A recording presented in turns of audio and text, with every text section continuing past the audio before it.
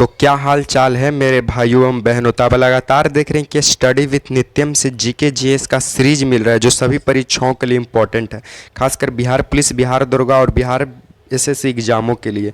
तो एक motivational quote के साथ शुरुआत करते हैं कि रख हौसला वो मंजर भी आएगा, प्यासे के पास चलकर समंदर भी आएगा, थक के ना बैठे मंजिल के मुसाफिर, मंजिल भी मिलेगी और मंजिल मिलने का मज़ा भी आएगा। तो अब लगातार मेहनत करते रहिए, सफलता आपको एक ना एक दिन मिलेगी ही। तो चलिए समय की बर्बादी ना करते हुए सबसे पहला सवाल से शुरुआत करते हैं। सबसे पहला सवाल कहता है कि ओजोन परत कहाँ पाया जाता है। ऑप्शन ए आयन मंडल में, ऑप्शन बी बहिर्मंडल में, ऑप्शन सी क्षमा मंडल में, ऑप्शन डी समताप मंडल में। तो देखिए ओजोन परत जो है ये समताप मंडल में पाया जाता है। कहाँ पाया जाता है? समताप मंडल में। ओजोन का रासायनिक सूत्र क्या है? तो ओजोन का रासायनिक सूत्र है O3 और जो ओजोन है वो ऑक्सीजन का ही अपरूप है। उसके बाद ओजोन जो है ये क्या करता है? तो ओजोन पृथ्वी को इसको सुरक्षा कवच कहा जाता है। तो पृथ्वी का कवच, सुरक्षा कवच कौन है? तो ओजोन परत है। पृथ्वी का सुरक्षा कवच कौन है? ओजोन परत है। साथ में जो ओजोन परत क्या करता है? तो सूर्य के प्रकाश से जो अल्ट्रा वायलेट रे यानी परावैंगनी जो किरणें आती है इसको रोकने का काम करता है कौन? ओजोन परत। और इससे संबंधित एक मतलब कि प्रोटोकॉल लाया गया था जिसका नाम है मॉन्ट्रियल प्रोटोकॉल। Montreal protocol. और मॉन्ट्रियल प्रोटोकॉल जो है 16 सितंबर 1987 को चला था। इसीलिए 16 सितंबर को हम लोग ओजोन दिवस मनाते हैं। तो पूछेगा ओजोन दिवस कब मनाते हैं? तो 16 सितंबर।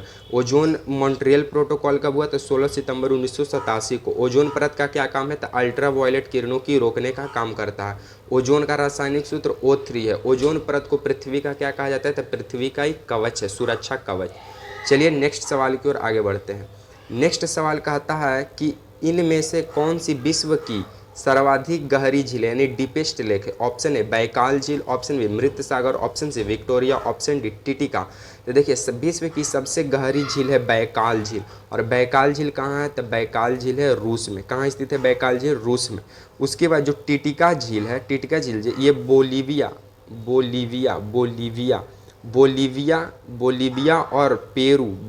और पेरू देश के मध्य स्थित कौन है? टिटिका झील। बोलीविया और पेरू देश के मध्य स्थित कौन है? टिटिका झील।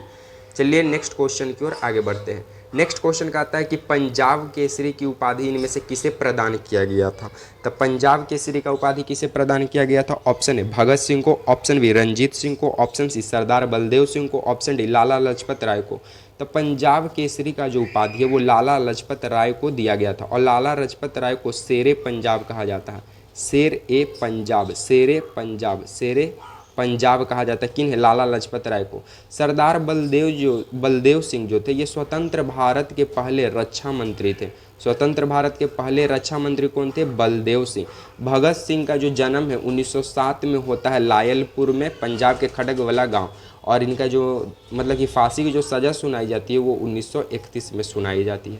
चलिए फोर्थ नंबर क्वेश्चन की ओर आगे बढ़ते हैं। फोर्थ नंबर क्वेश्चन का आता है कि इनमें से किसे भारतीय पुनर्जागरण के जनक के रूप में जाना जाता है। ऑप्शन ए राजा राम मोहन रॉय को, ऑप्शन बी शहीद भगत सिंह को, ऑप्शन सी बीजी तिलक को, ऑप्शन डी लाला लाजपत राय को। तो भारतीय पुनर्जागरण के जनक जो है वो राजा राम मोहन रॉय है। साथ में राजा राम मोहन रॉय जो है ये ब्रह्म समाज के संस्थापक भी हैं। कब? 1828 में किए थे। कहाँ किए थे? तो कोलकाता किए थे। कौन? राजा राम मोहन रॉय। उसके बाद राजा राम मोहन रॉय के ही प्रयास से लॉर्ड विलियम बेंटी के द्वारा 1829 में सती प्रथा पर क्या लगाया गया? रोक लगाया गया। लाला लाजपत राय को शेरे पंजाब कहा जाता है। शहीद भगत सिंह का जन्म 1907 में होता है और शहीद कब होते हैं? 1931 में। चलिए 5 नंबर क्वेश्चन की ओर आगे बढ़ते हैं।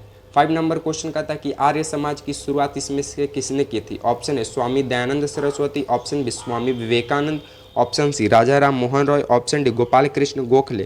तो आर्य समाज की जो शुरुआत की थी वो किए थे स्वामी दयानंद सरस्वती। और स्वामी दयानंद सरस्वती का मूल नाम था मूल नाम क्या? इनका मतलब मूल नाम था शंकर। मूल नाम क्या था? बचपन का नाम क्या था? शंकर, मूल शंकर। उसके बाद स्वामी विवेकानंद को तूफानी हिंदू कहा जाता है। तूफानी हिंदू कहा जाता है। और स्वामी विवेकानंद का जन्म 12 जनवरी को हुआ था, इसीलिए इनका जन्मदिन पर युवा दिवस मनाते हैं 12 जनवरी को। गोपाल कृष्ण गोखले जो थे ये गांधी जी के राजनीतिक गुरु थे। किनका गुरु थे? तो गांधी जी का। राजा राम मोहन रॉय को भारतीय पुनर्जागरण का जनक, प्रेस का जनक, ये सब यही थे। चलिए 6 नंबर प्रश्नों की ओर आगे बढ़ते हैं। 6 नंबर प्रश्न कहता है कि सियाचिन ग्लेशियर इनमें से किसके बीच विवाद है। ऑप्शन ए भारत और नेपाल, ऑप्शन बी भारत और चीन, ऑप्शन सी भारत और अफगानिस्तान, ऑप्शन डी भारत और पाकिस्तान। तो सियाचिन ग्लेशियर जो है ये विवादित है किसके किसके बीच, तो भारत और पाकिस्तान के बीच। उसके बाद सियाचिन ग्लेशियर पर ऑपरेशन मेघदूत चलता है, मेघदूत, ऑपरेशन मेघदूत कब चला, तो 1984 में। कब चला, 1984 में। उसके बाद सियाचिन ग्लेशियर जो है किस नदी के किनारे स्थित है, तो नुब्रा नदी के किनारे स्थित है। सियाचिन ग्लेशियर किस नदी के किनारे स्थित है, तो नुब्रा नदी। चलिए 7 नंबर क्वेश्चन की ओर आगे बढ़ते हैं। 7 नंबर क्वेश्चन कहता है कि गंगा और ब्रह्मपुत्र की संयुक्त जलधारा इनमें से किस नाम से जानी जाती है। ऑप्शन ए मेघना, option B Tsangpo, option C Jamuna, option D Padma. तो गंगा और ब्रह्मपुत्र की संयुक्त धारा जो है वो मेघना के नाम से जाना जाता है। उसके बाद तिब्बत में ब्रह्मपुत्र नदी को ब्रह्मपुत्र नदी को तिब्बत में, कहाँ, तिब्बत में, ब्रह्मपुत्र नदी को तिब्बत में सांगपो कहा जाता है। और ब्रह्मपुत्र नदी को बांग्लादेश में, ब्रह्मपुत्र नदी को बांग्लादेश में जमुना कहा जाता है। ब्रह्मपुत्र नदी को बांग्लादेश में जमुना और गंगा नदी को बांग्लादेश में पद्मा कहा जाता है। क्या, पद्मा। चलिए 8 नंबर क्वेश्चन की ओर आगे बढ़ते हैं। 8 नंबर क्वेश्चन कहता है कि गोंड जनजाति इनमें से किस राज्य में पाई जाती है। Option A Arunachal Pradesh, option B Rajasthan, option C Madhya Pradesh, option D इनमें से कोई नहीं। तो जो गोंड जनजाति है ये पाई जाती है सबसे अधिक मध्य प्रदेश में। भील जनजाति, भारत की सबसे बड़ी जनजाति भील जनजाति, और भील जनजाति मध्य प्रदेश, राजस्थान और पंजाब और गुजरात में पाया जाता है। कहाँ पाया जाता है, गुजरात में।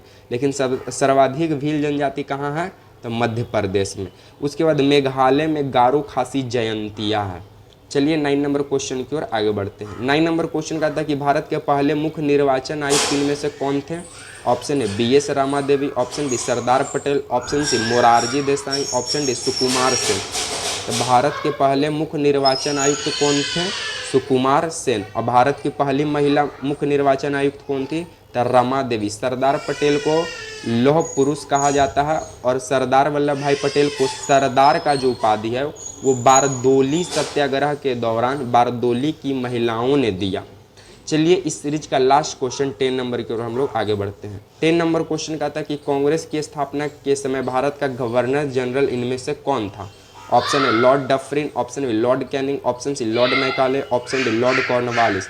तो कांग्रेस की स्थापना के समय भारत का गवर्नर जनरल लॉर्ड डफरिन था। और लॉर्ड डफरिन को बोला जाता है कांग्रेस जो है मस्तिष्क का उपज है, किसका, लॉर्ड डफरिन का। कांग्रेस की जो स्थापना है 1885 में होता है, किसके द्वारा, A.O. ह्यूम के द्वारा। कहाँ होता है, मुंबई के अंदर में। कहाँ होता है, मुंबई में। इसका पहला अध्यक्ष W.C. बनर्जी बनते हैं और पहला मुस्लिम अध्यक्ष बदरुद्दीन तैयब जी बनते हैं और पहला पारसी अध्यक्ष दादा भाई नेरोजी बनते हैं। तो आपको डिस्कशन से पता चल गया होगा कि यहाँ पे GK GS का किस तरह का डिस्कशन होता है। अगर वीडियो पसंद आता है तो लाइक शेयर एंड सब्सक्राइब करना ना भूलें और बेल आइकन को दबा कर रखिएगा क्योंकि सबसे पहले नोटिफिकेशन वीडियो का आप तक पहुँच सके। इसी तरह आपको लगातार इस मेरे प्यारे यूट्यूब चैनल पर सीरीज मिलते रहेगा GK GS का। तो मिलेंगे नेक्स्ट वीडियो में, तब तक के लिए आप सभी को जय हिंद।